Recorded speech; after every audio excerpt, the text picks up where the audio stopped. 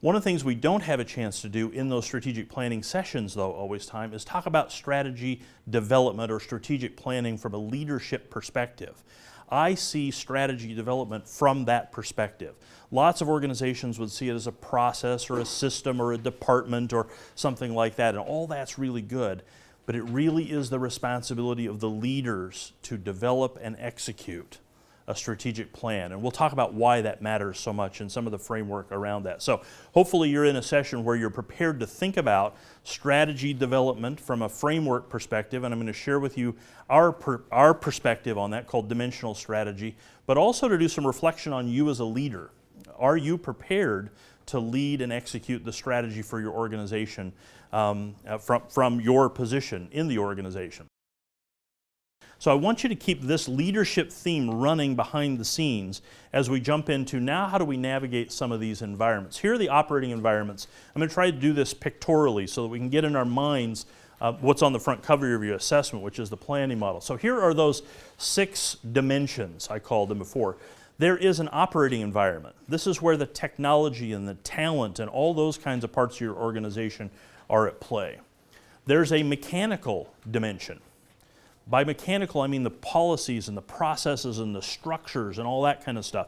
And for large organizations, these dimensions can be huge. For small organizations, they can be very tiny. But these dimensions still exist. There's an environment, or an environmental dimension. I don't mean by that sort of the natural environment. I mean the geography, the language, the culture, all those kinds of things, the political, the economic, social, all those kinds of things are going under the covers. This is that piece of paper that some people say, what if it was blank? It's not blank. It's got stuff written all over it. Okay? There's a human environment. That's the subject of change. Ultimately, what you disrupt when you put a strategic plan in place is the human environment, not the mechanical one. Okay? We'll talk more about that. And then finally, this last one is movement. There's motion. You've heard the story of trying to build or change the tires on the car while it's moving, right? And you're in that business, aren't you, right? Nobody's going to stop the merry-go-round while you do strategic planning and come out of your retreat event someplace and everything has been on hold, right? You're having to do this at the same time you're operating. Consequently, there's movement. And by that I mean motion. You're moving forward as an organization, because if you're not moving forward, you are moving back, okay? There is no status quo. There's no steady state. And hopefully, you're also maturing. One of the things that I want you to walk away from this session with is, how do we grow our organization's capability from a leadership perspective and from a planning perspective? So that's the set of dimensions that you have to navigate. This is called the Dimensional Strategy Framework. This is our strategic planning framework. This is what's going on in my head when I'm leading strategic planning for an organization. And it took a tremendous amount of adult beverages for this to get out of my head. And I'll let you decide what those are, okay? Coffee, there could be other things, all right? To get this out of my head and into the hands of a graphic artist who could put this down on a piece of paper. And it is deliberately nonlinear. Because the thing that frustrates me the most, I'm going to give you some different pictures here in a second to help explain it, but the thing that frustrates me the most is when people see strategy development or strategic planning as just a set of steps. It is a multi-dimensional environment that you're having to navigate, okay? In this model, we've tried to depict all the things that have to happen, and some of those take a long time and some of them take a short time, but up here in the gold, and the colors mean something, okay? Up here in gold, we've got leadership, that's you all, right? They get together and they craft a set of values, a purpose statement, a vision statement, and a mission statement. And I'll talk more about those in particulars in just a few minutes. Then they give those over to somebody that's going to be responsible for something I'll call alignment. That is taking that big picture of the future and saying, now what should we begin to do as an organization? They're going to craft goals and objectives and actions to go along with those. And then they're going to turn those into tactical plans, right? With objectives and actions. And then we're going to see whether or not we got what we wanted when we put all this in place.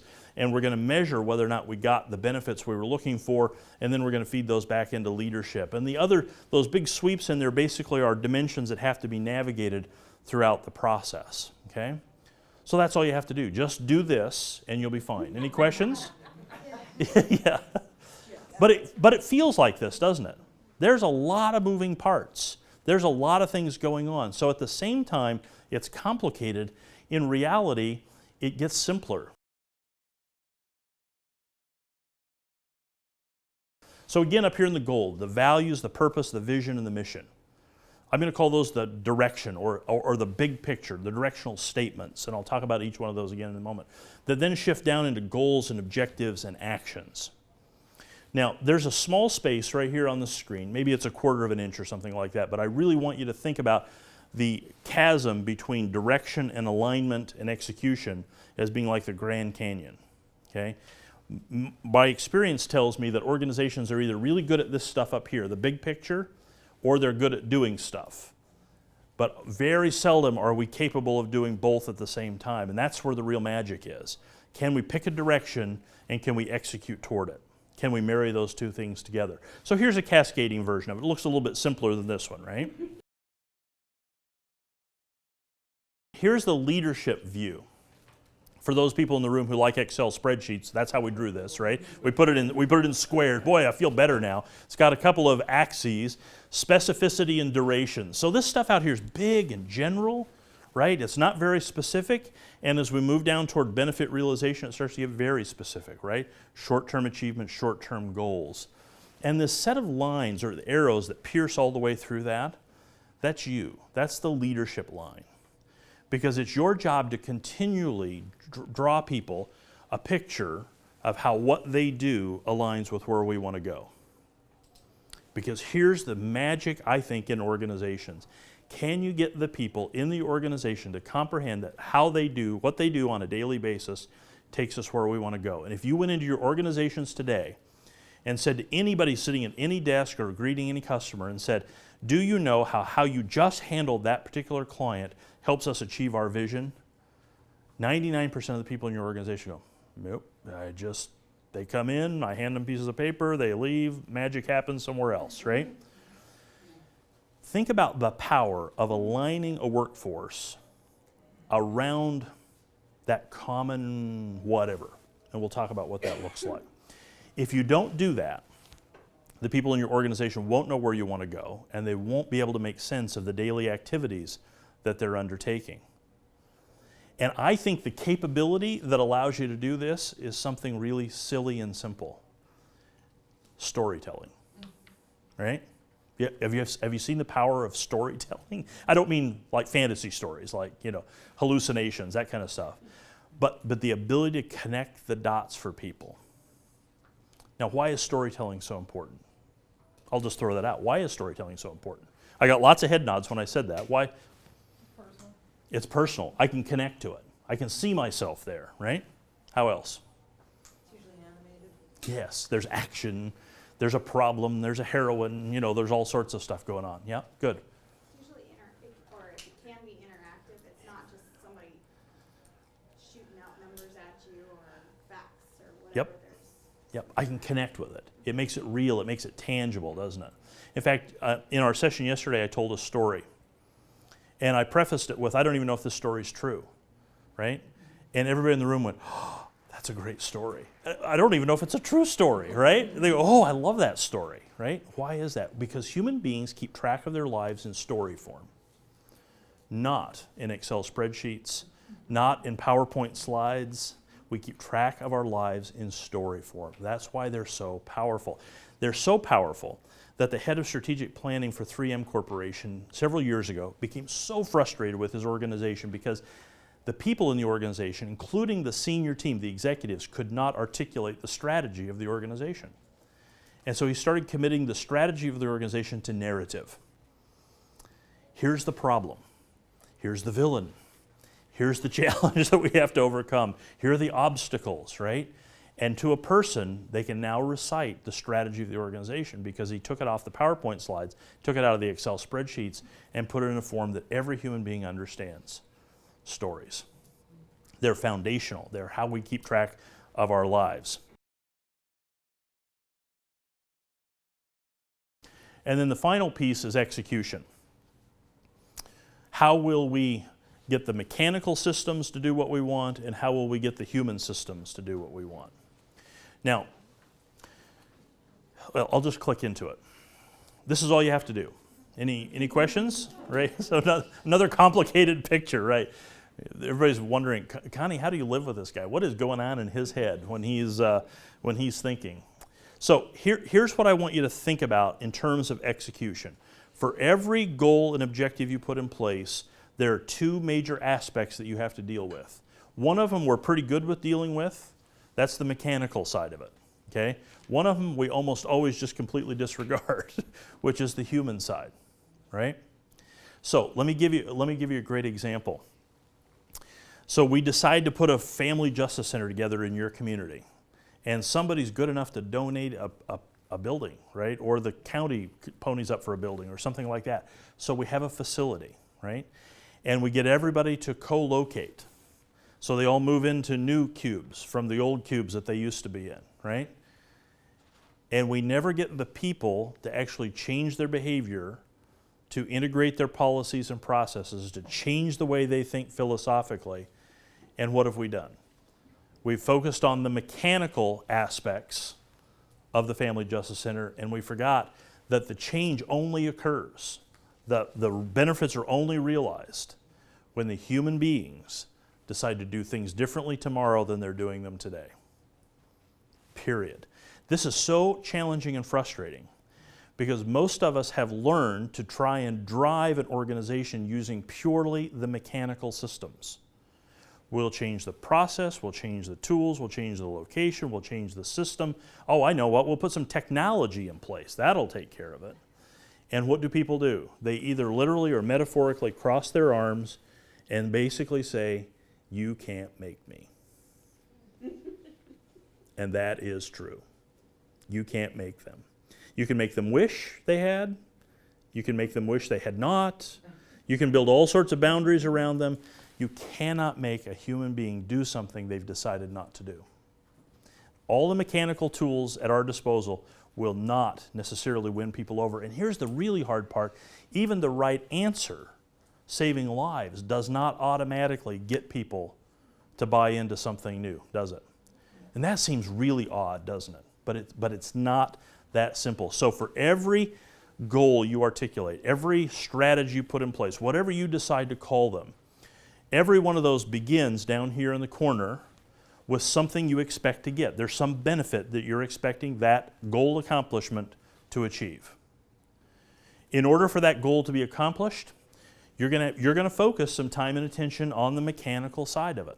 We need to create something that conceives of that building, something that controls how that building gets built and moved into, and something that makes sure that that building is up and running and ready to go in time, right? All mechanical stuff.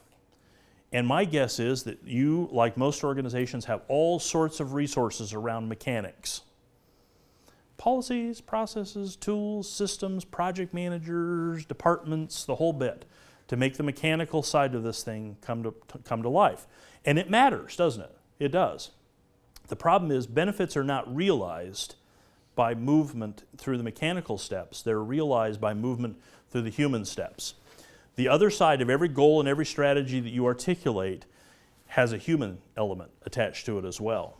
And in order for success to be achieved there are three things you have to accomplish with the human beings. It's simple and hard, okay? It's simple because there are only three things. It's hard because you can't make them do it. First of all, they have to comprehend why the change is necessary. Secondly, they have to commit to the change. And thirdly, they have to be capable of operating successfully in that new environment. Make sense? Three things they have to do. They have to, and they have to go in this order, by the way. Yeah, they have to, first of all, comprehend why the change is happening. Why are we moving into this new building? My goodness, now I've got 2 offices, or 3 if I have to work at the courthouse periodically, right? Why are we doing that? I'll tell you why we're doing that. Women and children are dying in our community. And this isn't about it becoming easier for you. It's about saving the lives of women and children that should not be dead. Well, I still don't want to work out of 3 offices, right? Well, I know, right? So, but given that the cause is greater than the pain for you or for your organization, are you willing to commit to that change? And I'll take them even if it's grudging. You know, even if you have to, even if you're dragging them a little bit, that's okay with me, because you know what? Once they get in, they'll be all the way in, right? There's no way you're not changed by this movement.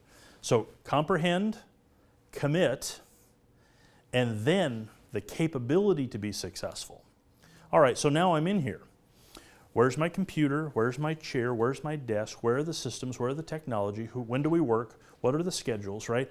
Because you could have somebody that is highly comprehends and is highly committed, but if you don't give them everything they need to be successful, right, then they won't make the change.